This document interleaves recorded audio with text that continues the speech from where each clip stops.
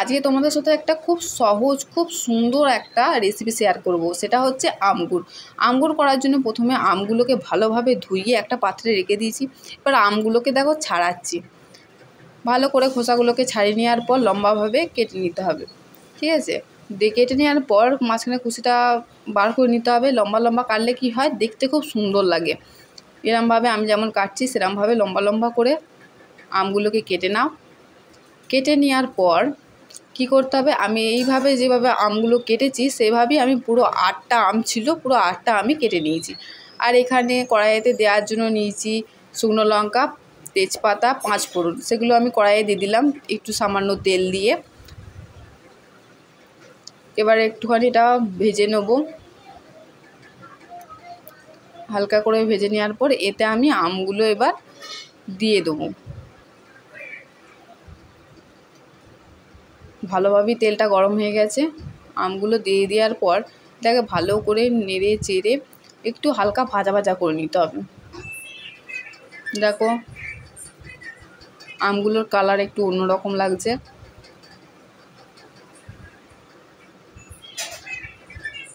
কিছুক্ষণ ভেজে নিচ্ছি, যতক্ষণ না এটা একটু লাল লাল হয়ে আসছে।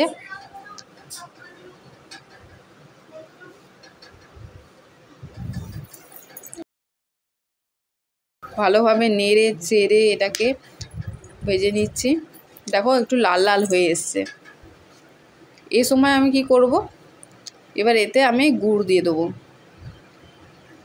এখানে 8টা আম আছে বলে আমি 750 গুড় ইউজ করছি। তোমরা এবার আমের টক অনুযায়ী তোমরা এবার গুড় ইউজ করবে, কতটা কি মিষ্টি তোমরা পছন্দ করো।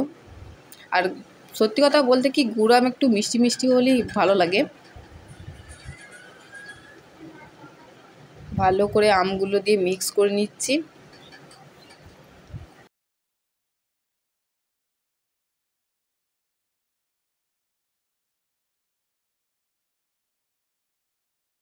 দেখো অনেকক্ষণ ধরে নাড়ছি।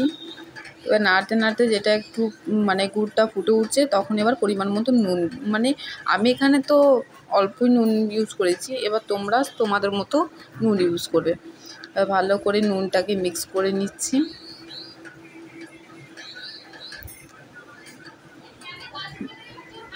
ভালো করে নেড়ে চেড়ে মিক্স করছি।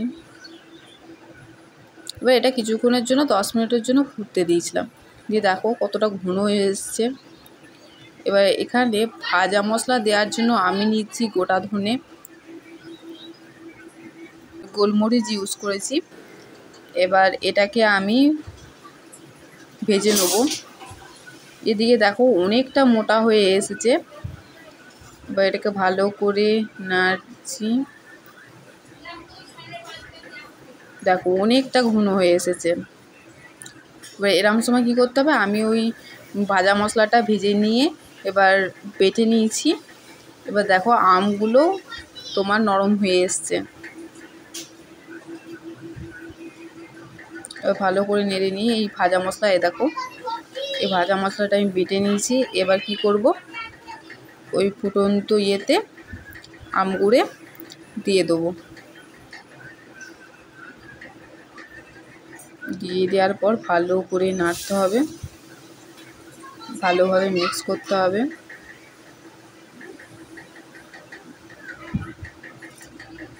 ভালো করে মিক্স করার পর এটাকে আমি কি করব, এটাকে এবার 10 মিনিটের জন্য কি 5 মিনিটের মতো তোমরা এবার ফুটিয়ে রাখবে। কতটা ঘন করবে বা কতটা ইয়ে করবে সেরকম বুঝে নিয়ে